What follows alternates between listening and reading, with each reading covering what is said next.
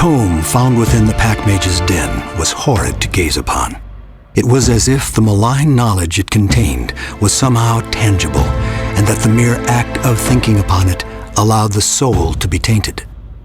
The precise writing contained within could not be read by anyone save Myrddred, and he would require his library to translate it fully. The return to Llancarfan was one of celebration. Connacht and his devil slayers had lived up to their name, and the entire city rejoiced at their return. On the steps of the imperial palace, Emperor Leitrim presented Connacht with the Sigil Virtus, a medal of valor few had ever received. All of Llancarfan knew the name of Connacht and praised their new hero. Even Majoran was silently complacent. As the city held its festivities, Myrddred locked himself away in his dark study and pored over the Pack Mage's tome. So intense was his research, he refused to be disturbed or even eat. After several days, Myrddred emerged from his study with a dead pallor about him, but bearing an exhausted smile. Immediately, Connacht, the Emperor, and the War Council were gathered at the Imperial War Room. Myrddred feverishly told them about his translation of the tome. The book was written by none other than Moagam himself. Its pages told of the blackest of necromantic sorceries, and it was intended to teach the Mercrydia these magics.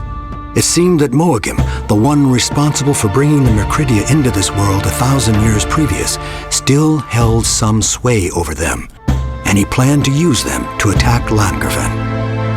As the commanders began preparations for defense, Myrddred spoke of one other piece of information the book provided: the location of Moagam's main encampment along the shores of the deep. Connacht, realizing the potential for that information, boldly addressed the Emperor. An army of Llancarfan soldiers could march on Moagam's encampment and attack him by surprise before he or his army could reach the city walls. After long hours of discussion and planning, the Emperor finally agreed to give Connacht charge of a regiment of the Empire's finest soldiers. They would march north along the Dire Marsh to the shores of the deep and attack Moagam by surprise. They hoped that a strike to Moagam's heart would stop his evil plans before they could be started.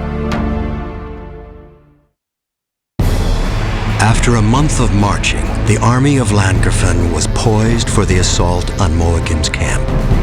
There was no sign that they had been discovered. Connacht split his army into 3 groups, one to approach from the front, a second to give fire from a hilltop, and a third to flank the camp and prevent Moagam's escape. With all the troops in place, Connacht gave the order: "Attack!" As the main force of the army converged on the encampment, a thin figure appeared from the shadows. With a gesture of his hands, the ground began to shake. Thousands of shambling thrall erupted from the landscape, heaving their bodies from the dirt among the feet of the advancing army. The shadowed figure was none other than Balal the Watcher, the most powerful necromancer to ever walk the face of myth. Unsuspecting, outnumbered, and surrounded, the Llancarfan army fell before the thrall's unforgiving axes. To his utter shock, Connacht suddenly realized the masterful trap that had been laid and the extent to which it had ensnared him. Without the main army to threaten them, the Mercrydia from the encampment charged the archers stationed on the overlook. The archers fell before the beast's claws and were blown apart by the fiery bolts from the Mercrydian Pack Mages. As the flanking army to the north advanced to the edge of the encampment, hope of a victory still remained. It was then that a thunder broke over the battlefield, a thunder of footfalls. From behind, titanic figures clad in black iron lumbered into the camp. With a strength unmatched, their single hammer blows slew whole ranks of soldiers. They were the Trow, and somehow Moagam had their allegiance. For the first time in his life, Connacht knew defeat. "Sons of Llancarfan! Retreat! Fall back!" Moagam, who had not so much as lifted a finger during the battle, threw back his head and laughed.